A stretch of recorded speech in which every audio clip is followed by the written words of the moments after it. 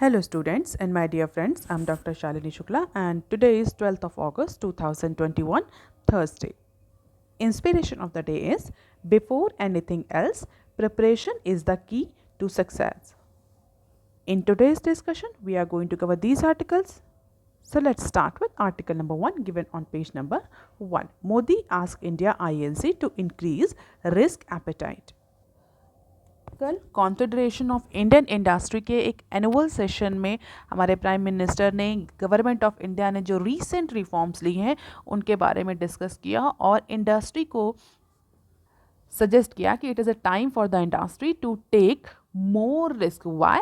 Because government has taken or is taking the bold economic decision such as scrapping the retrospective tax, initiating farm and labor reforms, and called upon Indian incorporation to enhance its risk-taking appetite to take advantage of them. तो recently government of India ने जितने भी जो major reforms लिए हैं pandemic में उसको site करते हुए कल हमारे प्राइम मिनिस्टर ने इंडस्ट्री एसोसिएशंस को, बिजनेसमैन को, बिजनेस ऑर्गेनाइजेशंस को डायरेक्ट किया है कि it is a time for taking more risk in order to generate the more profit out of these reforms. और इसी लाइन में हमारे जो प्राइम मिनिस्टर उनका ये भी कहना था कि जो गवर्नमेंट जितने भी रिफॉर्म कर रही है, ये रिफॉर्म ऐसा नहीं कि पैंडेमिक की वजह से गवर्नमेंट कर रही है. It is not out of any compulsion, but all these reforms are out of conviction. Conviction को हिंदी में बोलते हैं विवेक. तो ऐसा नहीं कि पैंडेमिक गवर्नमेंट को प्रेशराइज कर रही है कि इस तरह के रिफॉर्म्स लाए जाएं, या कोई और इंटरनल या एक्सटर्नल फैक्टर प्रेशराइज नहीं कर रहा गवर्नमेंट को to bring out all these reforms. It is out of the conviction that government is actually bringing all these sort of structural or major reforms into India's taxation system, into different social and legal system of Indian economy. और जो भी reforms लिए हैं उनको difficult बताते हुए हमारे prime minister ने कहा कि जितने भी जो रिफॉर्म्स गवर्नमेंट ने रीसेंट टाइम में लिए हैं, एक तो ये आसान नहीं थे और ऑर्डिनरी नहीं थे. ये बहुत टाइम से, डिकेड से पेंडिंग थे इंडियन इकॉनमी में.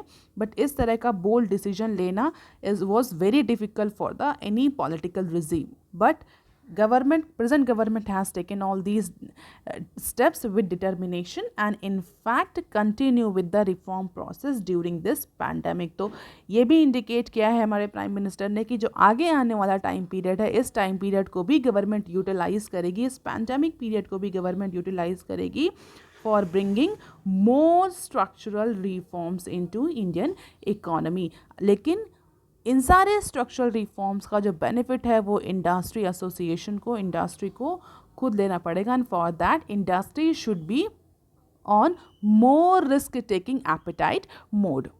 और मोर स्पेसिफिकली रेट्रोस्पेक्टिव टैक्सेशन का जो को रिवोक किया है जो गवर्नमेंट ने, उसको साइट करते हुए हमारे प्राइम मिनिस्टर ने कहा this revocation will actually increase और strengthen the trust between the government and industry. Tax levy को लेकर के जो अनसर्टनिटी थी इंडियन इकॉनमी में, वो अनसर्टनिटी कहीं ना कहीं रिड्यूस होगी by this decision of government of India, and that will increase the foreign investment because of the increase trust between government and the industry. और इसी तरह के और सारे बिग रिस्क लेने को भी गवर्नमेंट तैयार है, प्रोवाइडेड दैट जो इंडस्ट्री है should also increase its natural risk taking tendency. जब गवर्नमेंट इतने बोल्ड डिसीजन लेकर के रिस्क ले सकती है, तो अब इंडस्ट्री का टाइम है कि इसी तरह के बोल्ड डिसीजंस लिए जाएं, बड़े बड़े इन्वेस्टमेंट किए जाएं इस पैंडेमिक के ड्यूरेशन में, in order to leverage all these short of reforms to generate the more profit, to increase the economic activities. और इसके अलावा जो faceless tax system, faceless assessment को लेकर के जो प्रोविजंस लाए हैं रिसेंट टाइम में, उस तरह के रिफॉर्म्स को भी कल साइट किया गया. तो रिसेंटली अगर आप टैक्स को देखें तो कॉरपोरेट टैक्सेशन को लेकर के, इनकम टैक्स को लेकर के बहुत ज़्यादा रिफॉर्म्स लिए गए, जैसे कि faceless assessment system, reduction in corporate tax, removal of retrospective taxation, और इसके अलावा अगर हम फार्म एंड लेबर लॉज को भी देखें तो कहीं ना कहीं they are supportive to the industry. तो ऐसा सिर्फ प्राइम मिनिस्टर का ही कहना नहीं है, बहुत सारे इंडस्ट्री एक्सपर्ट का भी यही कहना है। आज के बिजनेस स्टैंडर्ड के पेज नंबर 4 पर भी जो मिस्टर बजाज है उन्होंने भी इसी तरह के इंटरव्यू में वर्ड्स यूज़ किए हैं कि it is a time for industry to adopt the animal spirit in order to increase the investment and generate the profit out of these reforms, more specifically retrospective taxation revocation। तो हमारे prime minister ने एक positive sentiment develop करने की कोशिश करी है among the investor, among the consumer, among the public into this pandemic situation। Let's see इस पॉजिटिव सिग्नल का कितना इम्पैक्ट पड़ता है इंडियन इकोनॉमी पर। अब देख लेते हैं article number 2 that is given on page number 4। Plan to monetise ₹6 trillion infra assets, DIPAM secretary.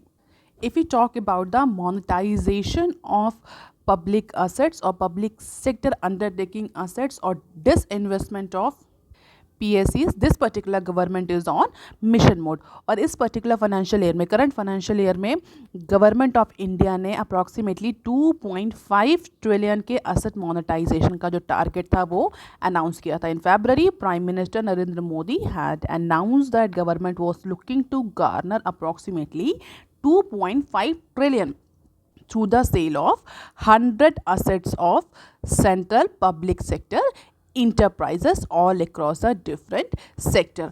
अब इस टारगेट को जो 2.5 ट्रिलियन का टारगेट रखा गया था, इस टारगेट को इंक्रीज करने पर गवर्नमेंट काम कर रही। तो currently government is working on 6 trillion monetisation plan, जो कि पिछले प्लान से अप्रॉक्सीमेटली डबल है, इवन डबल से भी ज़्यादा। तो as per the disinvestment secretary, government is looking for 6 trillion monetization plan that will include the range of assets from different public sector enterprises। तो जो 2.5 का ट्रिलियन का जो डिसइन्वेस्टमेंट टारगेट रखा था उसको इंक्रीज करने की बात हो रही है। इट मीन्स अब और ज़्यादा assets different public sector undertaking से लाए जाएंगे, उनको मोनेटाइज किया जाएगा। बहुत सिंपल फॉर्म में अगर मैं बोलूँ तो मोनेटाइज करना मतलब सेल करना। ऐसे असेट्स जो कि आइडल पड़े हुए हैं, जो कि किसी तरह का प्रॉफिट या रिवेन्यू जनरेट नहीं कर रहे, उनको सेल करके जो मनी उनमें टैप है उस मनी को फैच आउट कर दिया जाएगा। And that particular money, fund और finance will be use for some profitable और रिवेन्यू जनरेटिंग और वायबल ऑप्शंस।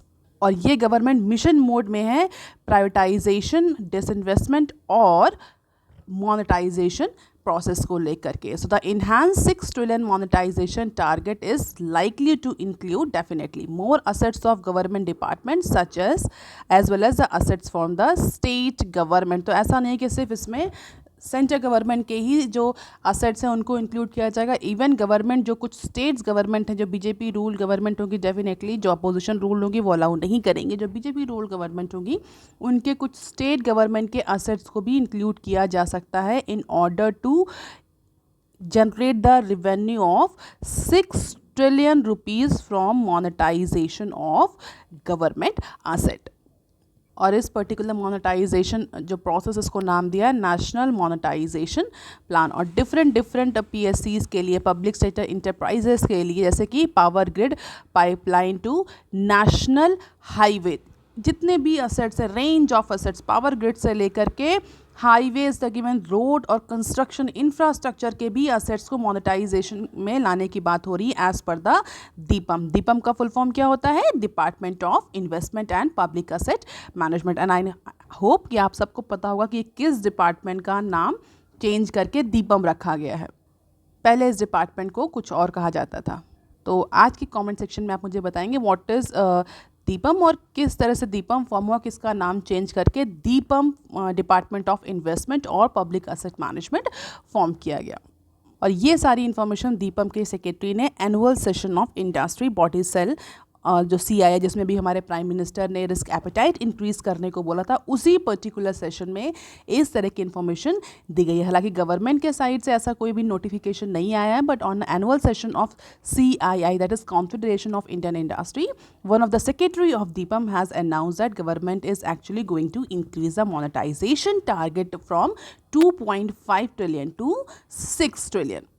और इस पर्टिकुलर इंक्रीज टारगेट में जो most of the assets include होंगे वो इंफ्रास्ट्रक्चर या कंस्ट्रक्शन सेक्टर से आएंगे। जैसे कि अभी हमने डिस्कस किया, पावर ग्रिड से लेकर के नेशनल हाईवेज तक के जो असेट्स हैं उनको इंक्लूड किया जाएगा in order to monetise the assets. जैसे कि द इंफ्रास्ट्रक्चर इन्वेस्टमेंट ट्रस्ट, जिसको हम इनविट बोलते हैं, of power grid was successfully conducted recently, after which a lot of regulatory system have been put in place. तो infrastructure में InvIT को हम कई बार डिस्कस कर चुके हैं। रिसेंटली पावर ग्रिड के केस में एक इंफ्रास्ट्रक्चर इन्वेस्टमेंट ट्रस्ट जनरेट किया गया था in order to monetise certain assets from power grid.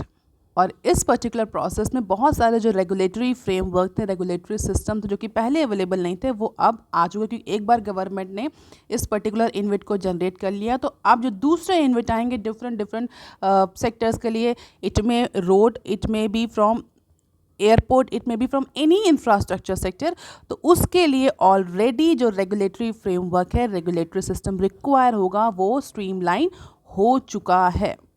और recently government is planning to bring the second InvIT for which organisation, for GAIL. तो पावर ग्रिड के बाद अब सेकेंड इनविट गवर्नमेंट अनाउंस करने जा रही है फॉर गेल। गेल का फुल फॉर्म क्या होता है, कमेंट सेक्शन में लिख करके बताइएगा आप मुझे। So tender for private public partnership in railway station have also been announced. The model has been successful in managing the airports. दो जो फिलहाल के लिए जो एयरपोर्ट्स का प्राइवेटाइजेशन हुआ था, आपको पता होगा 5 एयरपोर्ट, फिर 4 एयरपोर्ट जो कि डिफरेंट इंडस्ट्री ग्रुप्स को, अदानी को और डिफरेंट अदर इंडस्ट्री ग्रुप को एलोकेट कर दिए गए फॉर मेंटेनेंस एंड ऑपरेशन। अब वही same model government is actually trying to have in railway station, जहाँ पर पब्लिक प्राइवेट पार्टनरशिप को इंश्योर किया जाएगा। तो अब हमें फ्यूचर में सेम एयरपोर्ट की तरह बहुत सारे रेलवे स्टेशंस भी प्राइवेट इन्वेस्टर्स के थ्रू या प्राइवेट कंपनीज के थ्रू मैनेज होते हुए दिखेंगे, और जिसके लिए गवर्नमेंट ऑक्शन करेगी, जैसा कि एयरपोर्ट के केस में हुआ था। तो power grid, GAIL, road, railway station, इन सारे इंफ्रास्ट्रक्चर और कंस्ट्रक्शन असेट्स को government is now trying to monetise, और जिसके लिए 6 ट्रिलियन का टारगेट रखा गया है। अब देख लेते हैं article number 3, that is given on page number 6। RBI buys record gold this year. अगर हम पैंडेमिक में फॉरेन एक्सचेंज रिजर्व की बात करें, तो अगर आपको याद हो, if you are regularly following my news videos, तो हमने डिस्कस भी किया था कि जो पैंडेमिक की जो फर्स्ट वेव आई थी, उस फर्स्ट वेव में इंडिया का जो फॉरेन एक्सचेंज रिजर्व था वो सिग्निफिकेंटली इंक्रीज हुआ था because of the subdued international trade. जो एक्सपोर्ट इम्पोर्ट जो डाउन हुआ था, उसकी वजह से फॉरेन एक्सचेंज रिजर्व में एक सिग्निफिकेंट इंक्रीज देखने को मिला था इंडिया के केस में। अभी रिसेंटली वर्ल्ड गोल्ड काउंसिल का डेटा रिलीज हुआ है, और उसके according reserve bank of India, जो कि इंडिया का सेंट्रल बैंक है, has increase its gold purchase. Pandemic में RBI ने गोल्ड परचेज इंक्रीज किया है in the first half of calendar year, that is calendar year 21। ये जो फाइनेंशियल ईयर नहीं, कैलेंडर ईयर जो पर प्रेजेंट ईयर चल रहा है। The addition of gold to India's forex reserve has been highest on the half year basis। तो अभी 6 महीने ही हुए हैं इस पर्टिकुलर कैलेंडर ईयर के, और 6 महीने के ड्यूरेशन में ही RBI ने इतना गोल्ड खरीद लिया है, जो कि पिछले कुछ ईयर्स के कंपैरिजन से बहुत ज़्यादा है। तो इस पर्टिकुलर 6 मंथ में अप्रॉक्सीमेटली 29 टन्स का गोल्ड RBI ने खरीदा है, और पहली बार इंडिया की हिस्ट्री में जो RBI की जो गोल्ड होल्डिंग है वो रिकॉर्ड हाई है। The proportion of its foreign reserve has now for the first time cross the 700 tons. तो पहली बार जितना भी फॉरेक्स रिजर्व होता है, आप मुझे कमेंट सेक्शन में लिखकर बताइए, apart from gold what are the other instrument और currency that RBI maintains into its forex reserve. Forex reserve में गोल्ड के अलावा और क्या क्या इंक्लूड होता है। तो अभी फ़िलहाल हम गोल्ड को देख लेते हैं। तो गोल्ड की अगर हम बात करें, बाइंग की बात करें, तो इतना आरबीआई ने गोल्ड खरीदा है इस 6 महीने के ड्यूरेशन में, और यहाँ हम टोटली बोले पैंडेमिक में कि पहली बार आरबीआई ने 700 टन का मार्क क्रॉस किया है in terms of its gold holding as a proportion of its forex reserve। और जून 30 के डेटा के अकॉर्डिंग इस समय आरबीआई के पास अप्रॉक्सीमेटली 705.6 टन्स का गोल्ड होल्डिंग है। और फाइनेंशियल ईयर 2018 की बात करें तो उस समय जो आरबीआई के पास जो गोल्ड होल्डिंग्स थी वो 558.1 टन की थी। तो 2018 में ये 558 टन्स की अप्रॉक्सीमेटली थी, जो कि 21 की शुरुआत तक 700 का मार्क क्रॉस कर चुकी है। And the share of gold in RBI's forex reserve was 7% at the end of March 2021 quarter, which however is down to 6.5% in the June quarter. तो अगर मार्च की बात करें, फाइनेंशियल ईयर 20 के फोर्थ क्वार्टर की बात करी जाए, तो उस पर्टिकुलर क्वार्टर में आरबीआई के पास 7% गोल्ड था। 7% गोल्ड मतलब टोटल फॉरेक्स का, जो फॉरेक्स रिजर्व है आरबीआई के पास, उसका 7% जो पोर्शन था वो गोल्ड ऑक्यूपाई कर रहा था। हालांकि जून तक आते आते ये 6.5 आ गया, लेकिन still it is significantly higher in comparison to the previous year. In June 2021, the latest available data with World Gold Council revealed that global central banks had purchased 32 tons of gold, of which India alone had purchased 30%, that is 9.4 ton. तो world gold council के according अगर global बात करी जाए, पूरे global gold purchase की, कि पूरे वर्ल्ड में सब कंट्रीज़ को मिला करके कितना गोल्ड की खरीदारी हुई, तो 32 टन का जो गोल्ड है वो 32 टन का गोल्ड की खरीदारी या बिकवाली हुई पूरे ग्लोबल सेंट्रल बैंक्स के बीच में, जिसमें से 30% यानी कि 9 से 10 टन्स 30% गोल्ड केवल इंडिया ने ही खरीदा है। मतलब जो रिमेनिंग 70% गोल्ड है उसमें बाकी देशों ने अपना आदान प्रदान किया है। इंडिया ने 30% गोल्ड अकेले इंडिया ने ही खरीद लिया। मतलब 9 से 10 टन का जो गोल्ड है वो आरबीआई ने परचेज किया इन जून 2021 फॉर दिस कैलेंडर ईयर। तो अगर पिछला डेटा हम उठा करके देखें तो नवंबर 2009 के बाद से आरबीआई ने पहली बार मार्च 2018 में 2.2 टन का गोल्ड खरीदा था। मतलब 2009 के बाद से एक बहुत ज़्यादा परचेज़ नहीं किया था आरबीआई ने गोल्ड का। 2009 के बाद सीधे आरबीआई ने 2018 में गोल्ड खरीदा, वो भी 2.2 ट्रिलियन का। But because of pandemic suddenly significantly the purchase of gold by RBI और the central bank of India is increasing, and which was his first purchase after November 2019 in financial 2018। और 2009 में RBI ने approximately 200 ton का gold खरीदा था। किससे? IMF से। और 2009 के बाद सीधे 2018 में गोल्ड का परचेस आरबीआई ने किया। और इसके बाद से चाहे 2019 हो, 2020 हो और 2021 हो, the gold purchase by RBI is significantly increasing.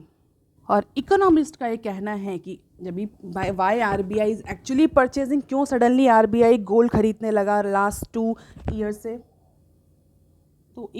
तो इकोनॉमिस्ट का कहना है कि आरबीआई सिंपली बाइंग, आरबीआई जो भी गोल्ड खरीद रहा है पिछले कुछ सालों से, that is all because of its modest portfolio diversification. जो फॉरेन एक्सचेंज रिजर्व है उसमें सिंपली डाइवर्सिफिकेशन, थोड़ा और ज़्यादा डाइवर्सिफाई करें। मे बी पैंडमिक की वजह से जो करेंसी के फॉर्म में जो होल्डिंग होती है फॉरेक्स एक्सचेंज रिजर्व में, वो थोड़ी सी रिस्की है, क्योंकि इकोनॉमिक एक्टिविटीज़ केवल इंडिया में ही नहीं और वर्ल्ड के अदर जो कंट्रीज़ है वहाँ पर भी डाउन हो रही है, वहाँ पर भी रिसेशन की कंडीशन आई थी और अनसर्टनिटी बनी हुई है। उसको देखते हुए करेंसी जो है, करेंसी के फॉर्म में जो होल्डिंग होती है, that is little bit risky venture. And because of modest portfolio diversification, central bank is buying the gold. लेकिन अगर हम इंडिया का टोटल फॉरेक्स रिजर्व देखें तो उसमें अभी भी जो लार्जेस्ट शेयर है वो यूएस डॉलर का है। यूएस डॉलर अभी भी एक सिग्निफिकेंट शेयर कॉन्स्टिट्यूट करता है। हालांकि जो गोल्ड का शेयर है फॉरेक्स रिजर्व में वो इंक्रीज हुआ है लास्ट 2 सालों से, जो कि पहले 5% था, जो कि अब इंक्रीज होकर के 6.5% तक पहुंच गया। लेकिन अभी भी यूएस डॉलर जो है वो एक सबसे ज़्यादा अमाउंट कॉन्स्टिट्यूट करता है, सबसे बड़ा शेयर कॉन्स्टिट्यूट करता है into India's forex reserve. And this is the data bye world gold council on RBI's gold reserve change since last 3 years. तो लास्ट 3 ईयर से आरबीआई का कितना गोल्ड बाइंग हुई है और कितना गोल्ड के परसेंटेज में चेंज आया, उसका डेटा है वर्ल्ड गोल्ड काउंसिल के। आपको डेफिनेटली ये डेटा याद करने की ज़रूरत नहीं है, you can just have the glimpse. और केवल इतना याद रखना है कि 2009 के बाद से सीधे 2018 में आरबीआई ने गोल्ड को परचेज किया है। और जो लाइट बार ये हमारा है, that indicates a full year purchase, and this dark bar indicates a half year, यानी 6 महीने का शुरुआत के जो 6 महीने में परचेज रहा। और 2021 का अगर हम डेटा देखें तो अभी 6 महीने ही हुए हैं और आरबीआई ने एक सिग्निफिकेंट अमाउंट का गोल्ड परचेज कर लिया, जिसकी वजह से गोल्ड का जो शेयर है फॉरेक्स में वो 6.5% तक पहुंच गया है। अब देख लेते हैं some other news clips. Option volume hits record high. So trading in the options segment of exchange has touched a record high this year, led by the factors such as entry of new individual traders amid the COVID-19 pandemic and uptick margins in the future segment, increased activities from the agro traders and the weekly expiry cycle। तो exchange में suddenly जो option segment है, हमारे future options होते हैं, forward options होते हैं, option segments का जो ट्रेडिंग थी वो सिग्निफिकेंटली पिछले कुछ टाइम से बढ़ी है and it has touched a record high for this year. और अगर इसको ग्राफ में रिप्रेजेंट करें तो this is the percentage option as a percentage of total RHS. ये एनएससी का डेटा और सिंस लास्ट फ्यू ईयर्स अगर 2013 से देखें फाइनेंशियल तो ये कंटिन्यूसली इंक्रीज कर रहा है। This red line indicates a increasing trend of option segments trading. And if we talk about in terms of numbers, the number of contract traded in options segment in financial year 22 so far makes up over 97% of the total future and options contract। और जो market observer हैं उनका ये कहना है कि जो most of the money deploy हो रहा है for such trading into these types of option trading, it is actually speculative in nature and bet on the direction of the Nifty will move in a particular week. और even कुछ का तो ये कहना है कि option volume have gone through the roof and will only grow. और अभी आगे आने वाले टाइम में और ज़्यादा ऑप्शंस की ट्रेडिंग बढ़ेगी। अगर रिटेल इन्वेस्टर्स की बात करें तो they are now preferring options over the futures. अब देख लेते हैं next clip. Future Group lenders in for turbulent times. तो रिसेंटली जो फ्यूचर ग्रुप और रिलायंस की डील हुई थी जो कि अमेज़ॉन की वजह से स्टॉल्ड हो गई थी, अमेज़ॉन ने सुप्रीम कोर्ट में इसको लेकर के केस किया था, उसकी वजह से जो डील हुई थी रिलायंस रिटेल और फ्यूचर ग्रुप के बीच में, ये डील अभी भी डायलेमा में है। और इसको लेकर के जो फ्यूचर ग्रुप्स के लेंडर्स हैं they are worried over the Future group's debt repayment plan. क्यों? क्योंकि इस पर्टिकुलर डील के स्टॉल होने के बाद में फ्यूचर ग्रुप को बहुत ज़्यादा लॉस हुआ है, जो कि फ्यूचर ग्रुप ने यह प्लान किया था कि जो इस पर्टिकुलर डील से जो भी प्रोसीडिंग्स आएंगी उनको डेट रीपेमेंट के लिए यूज़ किया जाएगा। बट क्योंकि ये डील जो है वो अभी फ़िलहाल के लिए स्टॉल्ड हो गई है, जिसकी वजह से जो फाइनेंशियल बुक है फ्यूचर ग्रुप की दैट इज़ एक्चुअली टार्निशिंग। और उसको देखते हुए जो भी लेंडर्स हैं दे आर वरीड, जो भी फ्यूचर ग्रुप के लेंडर्स हैं, बैंक जिन्होंने लेंड किया है फ्यूचर ग्रुप्स को, डिफरेंट जो क्रेडिटर्स हैं, they all are in worried situation.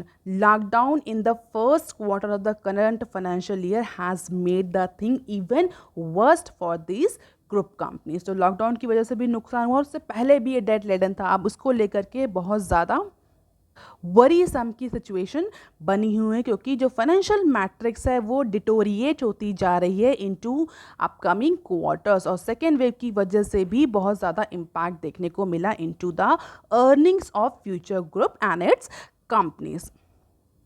और अगर हम बात करें पैकेज की, तो Future Group has already availed the debt moratorium under the covid package announced last year and the group is likely to miss the loan repayment timeline as per the lenders. और इस deal के स्टक होने के बाद से जो लेंडर्स हैं वो और ज़्यादा वरीसम सिचुएशन में हैं। लेट्स सी कि फ्यूचर का अब फ्यूचर क्या होता है। अब देख लेते हैं next clip. RODTEP tax refund rates likely by tomorrow, commerce secretary. तो जो much awaited tax refund rates था किसके अंदर, रेमिशन of duties and taxes on export product scheme, जिसको हम शॉर्ट फॉर्म में RODTEP कहते हैं, उसके अंदर जो भी टैक्स रिफंड्स के रेट अनाउंस होने थे, बहुत टाइम से वेट हो रहे हैं, तो finally centre has announce that centre is likely और going to notify these tax refund rates in upcoming time. तो कॉमर्स सेक्रेटरी ने अनाउंस कर दिया है कि RODTEP स्कीम के तहत जो भी टैक्स रेट हैं, जो भी टैक्स रिफंड रेट्स हैं, वो जल्द ही गवर्नमेंट अनाउंस करेगी। और अगर आप न्यूज़ फॉलो कर रहे हैं हमारी, तो आपको पता होगा कि RODTEP एक टैक्स रेजिम है एक्सपोर्ट इंपोर्ट में, जो कि जिसने कि दो टैक्स रेजिम को, एक्सपोर्ट इंपोर्ट की टैक्स रेजिम को रिप्लेस किया है। हम बोले controversial merchandise export from India scheme को रिप्लेस किया है, किसके बाद, जबकि WTO ने रूलिंग करी थी। अगर आपको RODTEP के बारे में ज़्यादा जानना है तो डिस्क्राइब्ड सेक्शन, प्लेलिस्ट में जाएंगे आप इस चैनल की, डिस्क्राइब्ड सेक्शन में RODTEP पर सेपरेट वीडियो बना हुआ है। यहाँ पर जल्दी से बता देते हैं कि इससे पहले RODTEP से पहले इंडिया के पास service export from India scheme और merchandise export from India scheme चलती थी, जिसको WTO ने रिवोक करने का जजमेंट दिया था और कहा था कि ये जो भी स्कीम चल रही है merchandise export from India, it is against the WTO agreement, and government of India should revoke, should replace this particular scheme and bring out new export or incentive scheme that is actually aligned with the WTO agreement। और उसी को replace करते हुए India ने RODTEP लाया था। And this particular scheme will ensure that the exporter receive refund on the embedded tax and duties previously not recoverable. However, the government is yet to notify the refund rates। और बहुत time से, जनवरी 1, पिछले साल जनवरी 1 में इसका notification आया था और अभी तक रिफंड जो रेट्स हैं उनके बारे में कोई भी नोटिफिकेशन या कोई भी डिसीजन नहीं लिया गया। But as per the finance ministry or the Commerce Secretary, now India government is ready to notify these refunds rate। और ऐसा कहा जा रहा है कि इसके अनाउंसमेंट के बाद बहुत ज़्यादा रिलीफ मिलेगा, that will the huge relief for exporters.